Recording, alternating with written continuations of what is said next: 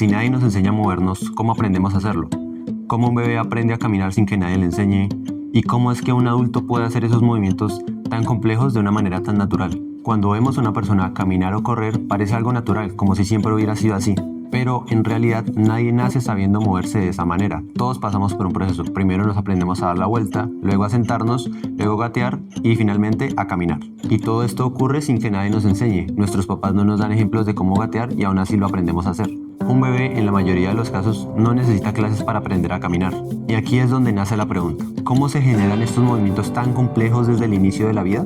Vamos a ir paso por paso para ver cómo se generan estos cambios en el movimiento. Todos sabemos que el movimiento se produce gracias a los músculos, pero el sistema nervioso es una parte igual o más importante que los propios músculos, porque este es el que permite que nuestros movimientos sean voluntarios, coordinados y adaptados para la tarea que queremos hacer. Cuando vemos a un atleta de élite correr, no solamente estamos viendo músculos contrayéndose, sino el sistema nervioso detrás que coordina todos los movimientos para hacer el movimiento más eficiente. Es como un tira y afloja de señales del sistema nervioso, que hace que algunos músculos se relajen y otros se contraigan de manera coordinada. Si alguien está corriendo y en el momento en el que tiene que flexionar la pierna no lo hace, simplemente se va a tropezar y se va a caer. Entonces, si este equilibrio falla, todo el movimiento se viene abajo. Ahora veamos cómo nace el movimiento. En el desarrollo embrionario, el sistema nervioso se forma relativamente rápido y este empieza siendo una estructura muy simple, como un tubo, que va a empezar a diferenciarse hasta formar el cerebro y la médula espinal. Desde muy temprano en el desarrollo, estas estructuras ya están formadas, pero eso no significa que estén maduras para el movimiento.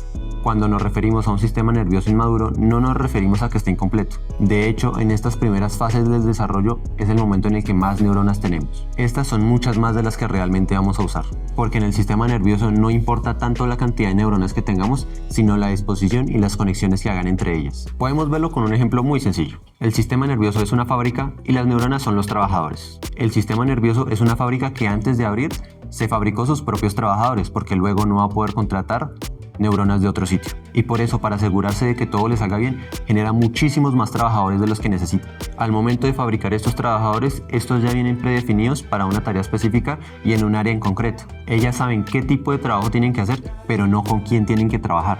Bien, ahora vamos a ver cómo es cuando la fábrica ya está abierta, y en este punto las neuronas empiezan a interactuar entre ellas. Si estas generan buenas conexiones y hacen su trabajo, mantienen el puesto. Si no hace buenas conexiones o estas no las usan, son resignadas o eliminadas. Este proceso de crear y eliminar conexiones es a lo que conocemos como neuroplasticidad, y es lo que permite que el sistema nervioso se adapte a nuevos estímulos. Ahora veamos cómo se ejecuta el movimiento.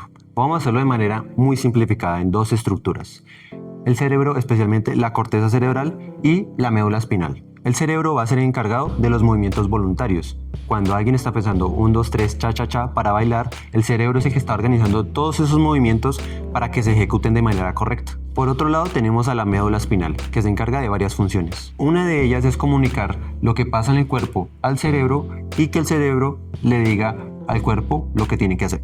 Veamos cómo ocurre el movimiento en un adulto. Como ejemplo, puede ser alguien que esté muy incómodo mientras está sentado. Esa información va a ir hacia el cerebro y el cerebro la va a integrar y va a decir: párate.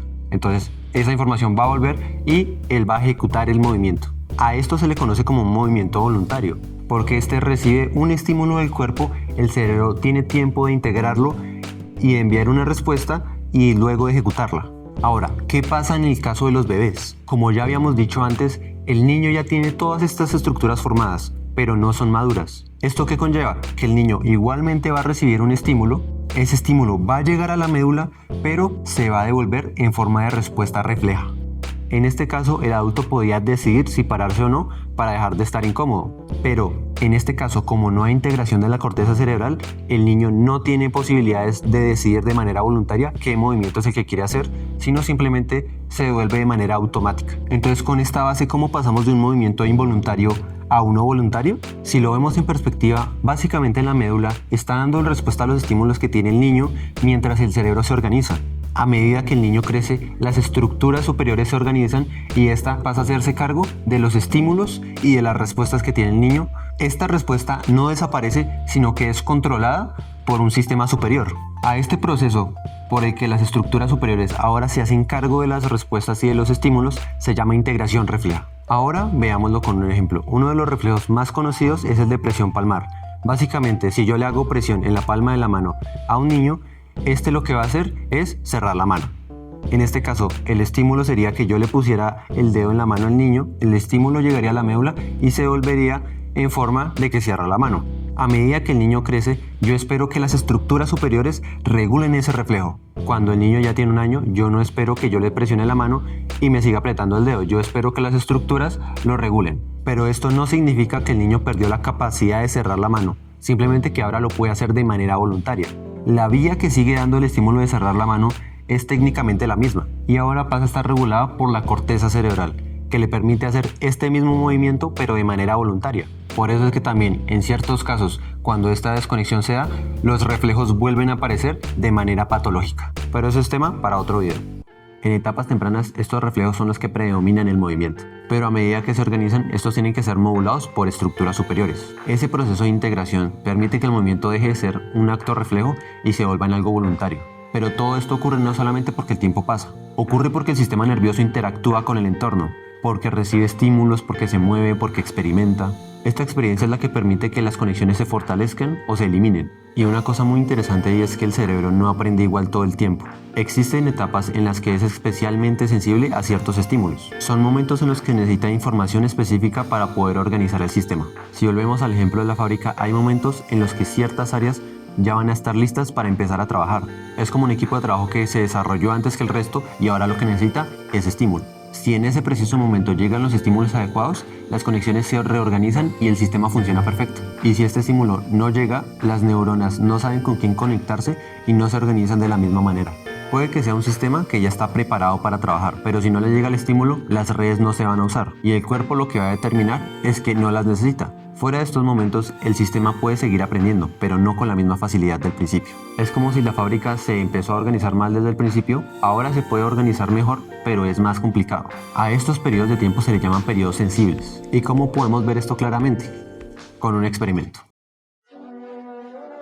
Hace muchos años, cuando la medicina no se preocupaba tanto por los dilemas éticos que tenían los experimentos, se realizó estos experimentos en gatos recién nacidos, a los que se les cosieron los ojos para evitar el estímulo visual. Después de un tiempo a estos gatos se le quitaron las costuras de los ojos, para darse cuenta que ahora los gatos eran ciegos. Los ojos de estos gatos estaban sanos, pero no eran capaces de recibir la información del entorno. Durante el tiempo que los gatos no veían, el sistema estaba esperando para recibir los estímulos, pero ese estímulo nunca llegó. Cuando después de que el sistema se organizó pudieron percibir la luz, no lo podían hacer de una manera funcional. No porque el ojo fallara, sino porque el cerebro no sabía cómo interpretar esta información.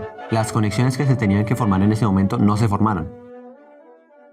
Entonces, ¿dónde entra todo esto que vimos en la fisio? Pues es una relación directa, porque el fisioterapeuta se encarga de estudiar el movimiento corporal humano en todas las etapas de la vida.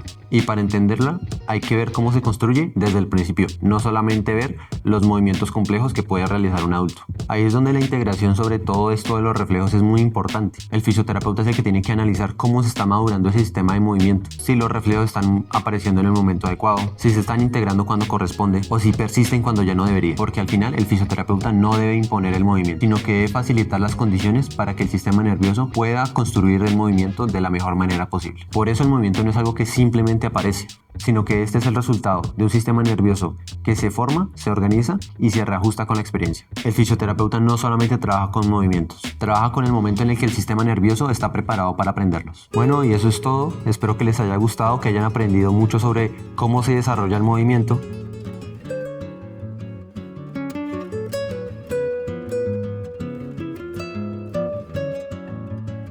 Chao.